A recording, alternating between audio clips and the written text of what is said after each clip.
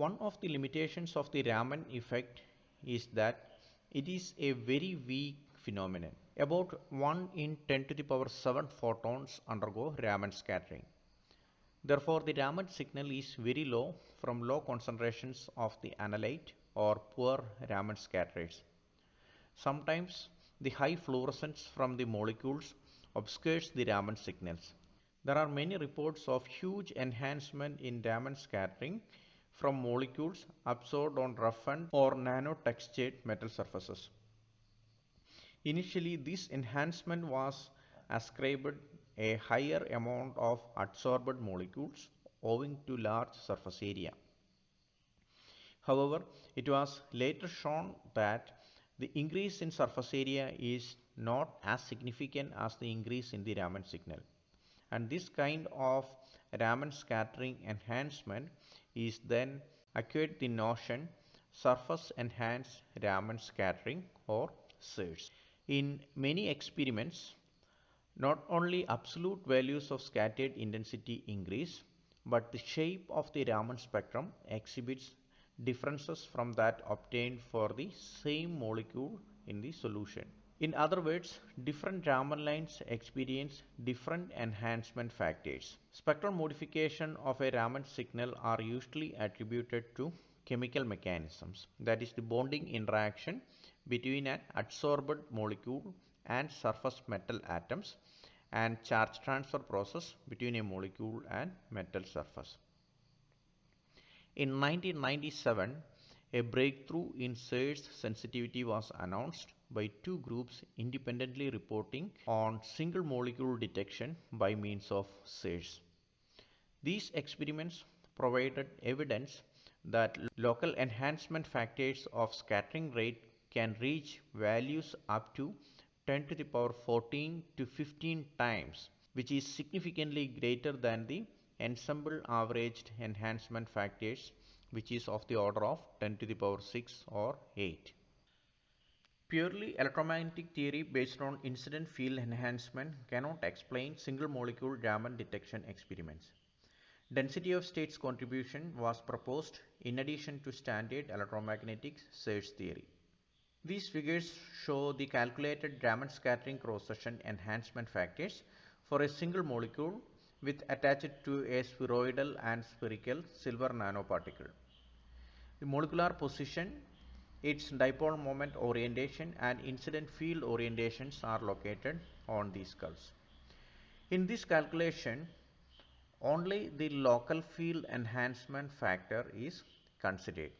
As you see here, for a Raman scattering cross-section can exceed a value of 10 to the power 10 when both the dipole and the incident field are oriented along the longer spheroid axis.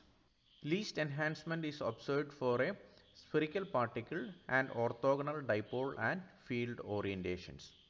If we include the contributions from local density of states, we can see that the total enhancement at the edge of a spheroidal particle can exceed 10 to the power 14, which is enough to obtain single molecule detection regime in Raman spectroscopy. The relative contribution from the two enhancement factors, that is from the local field enhancement and the local density of state enhancement, can differ for different original wavelength used for molecule excitation. At a certain combination of plasmon resonant frequency, excitation frequency and detection frequency, the contributions from the incident field enhancement and density of state enhancement can become equal, or even the density of state contribution could dominate over the incident field enhancement. Now let's see how spontaneous emission processes are affected by plasmonic structures. As we have seen in the case of Raman scattering, spontaneous emission intensity is also proportional to the product of incident field and photon density of state. However, it does not mean that structures showing a large surge signal will be at the same time efficient in photoluminescence enhancement if the source molecules are replaced by a fluorescent molecule, ion or quantum dots. There is some principal difference between photon scattering and photon spontaneous emission. Photon scattering is an instantaneous event involving very short-lived excited virtual states, whereas spontaneous emission of photons is characterized by a finite internal relaxation rate and a finite excited state lifetime. If a fluorescent molecule or ion is placed near to metal particle or metal surface, it promotes a rapid non-radiative relaxation path. That means instead of radiative transitions between these levels, such metal proximity leads to non-radiative transitions from excited to ground state. This manifests itself as strong luminescence quenching. Luminescence quenching has been treated as a helpful phenomenon in elucidating Raman lines masked by stronger luminescence bands. Quenching near a metal nanobody occurs by means of rapid non-radiative resonance energy transfer from an atom or molecule to a metal nanoparticle or a metal roughened surface. This transfer is severely promoted by the strong optical absorption inherent in plasmonic structures. This process is drastically distance dependent and inversely proportional to the sixth power of donor-acceptor separation. At very small separation distance between the donor and acceptor, non-radiative energy transfer rate from donor to acceptor becomes greater than the donor intrinsic radiative decay rate. Calculated non-radiative decay rates for a dipole placed between two spherical silver nanoparticles is shown in this figure. You can see that non-radiative decay exhibits strong dependence on the interparticle distance. When this interparticle distance is 1 nanometer, there is a huge enhancement in non-radiative decay. Just 1 more nanometer separation leads to a drastic decrease in such non-radiative decay process. Or in other words, there is a strong possibility for fluorescence to occur in this case. So to enhance fluorescence, one has to engineer the optical topology of a fluorescent probe metal nanostructure to get positive balance of competing enhancement and quenching effects.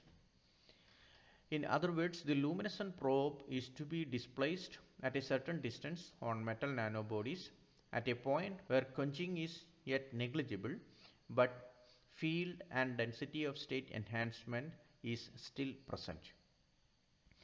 This is the case if probes are dispersed in a matrix with nano-sized metal colloids at low concentration.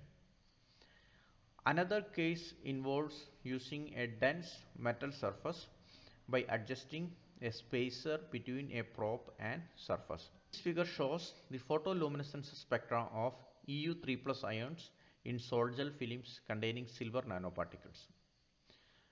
The curve 1 represents the spectra without silver nanoparticles and curves 2 and 3 with silver nanoparticles. You can see an enhancement in photoluminescence in the presence of silver colloids.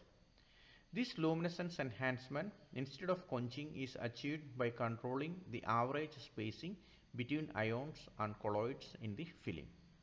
Distance-dependent spontaneous emission rate of a single molecule in the presence of metal nanoparticle can be studied effectively by tip-enhanced spectroscopy using precise manipulation of a metal tip or nanoparticle by means of atomic force microscopy cantilever as shown in this figure. In this case, the fluorophore is immobilized in a matrix and kept under the AFM cantilever. The spacing between the fluorophore and metal nanobody is controlled by AFM cantilever. Using this approach, distance-dependent emission rate from a molecule near a gold nanoparticle is shown here. As you can see here, the emitted photon count rate happens maximum at a particular distance of about 5 nanometer. When metal nanoparticle fluorophore distance is less than that, radiative emission quenches due to non-radiative energy transfer to metal nanoparticle. At larger distance from the metal nanoparticle, the effect of electric field enhancement or local density of state enhancement offered by the nanoparticle becomes negligible, which again reduces the fluorescence.